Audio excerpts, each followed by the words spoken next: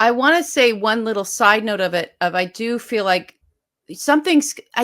It felt like a moment of a turning point. It Yes, really, absolutely. really did. Now, it Yeah. may not be a turning point for Americans to somehow go, no, we got to get rid of this, da, da, da, or this isn't who we are. And we'll talk a little bit about that. It could very well be that it's just one of those big pivotal turning points for everybody else, for all of our allies to realize, you know what? We're not going to be that. Nope. We're going to come together, and we're going to come together around Ukraine. Somebody posted, Canada, there's a hell of a mineral deal on the table for Canada if they know what they're doing, right? Like, and that's true. This Zelensky was in there ready to sign that. All he wanted in return was security. He wanted security for his people.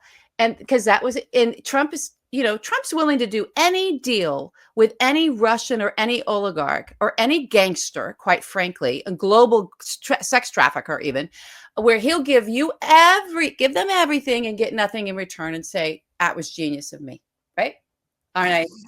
He's very used to one-sided, just give it all away, get nothing in return, and call it a win for some reason, right? Hmm.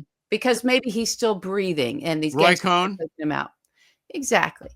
So Zelensky's not going to do that. He's a stronger, tougher leader than that. He's not going to just give all of his country's resources away to some thug without getting the security he needs for his people in return. He's willing to do a deal, but he's going to get what he needs. And so he just kept saying that we need security. Happy to do this, but we need security in return. So someone's going to offer him that deal. They are. And I think that might be the silver lining. I can't imagine that Europe would step away from that opportunity. No, in fact, the leaders of Europe are pretty much in alignment, and Yeah. all immediately issued statements and tweeted out Yes, support. they did. Almost everybody, to a man Yes, they and did. woman. So, except for Orban, who's, Oh, speaking of guzzling, just Semyon Mogilevich's grocery clerk, cigarette holder, right? Bagman. Yeah, bagman. Yeah, this guy Okay. is not even a real guy. Literally. Yeah. All right. So back to who we are. Who we are. Who we are. Yeah. Um, we had another friend of ours say today, bring up a great word. He's like, America, who are we as Americans? Who are we? What are we? And she said, we're resilient. Mm-hmm. And both you and I went, oh, we are resilient. We grow crops in 3 pots in our living room. I mean, I don't, but people do that are American. We're resilient. We're at being a nation of immigrants, right? Mm-hmm. And the folks that got thrown out, centuries ago, they just, my people, my ancestors, thrown out.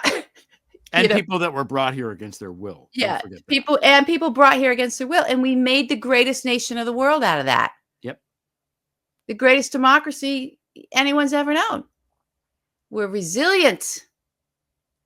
So we wanted to leave you guys on an up note, and on that up note of remember who we are. And I do think, Heather's like, where are the leaders? Where are the leaders? We're not seeing. Let's go ahead and be leaders for one another. We need to start putting the language together out there that allows Americans to unite, because there's not a leader that's going to step up and do it for us. We need to come up with our own language for ourselves that resonates and has us looking to our neighbors, right, as fellow man instead of, the adversary. And I think that thought of resilience, that we're a resilient people, right? We're going to get through this.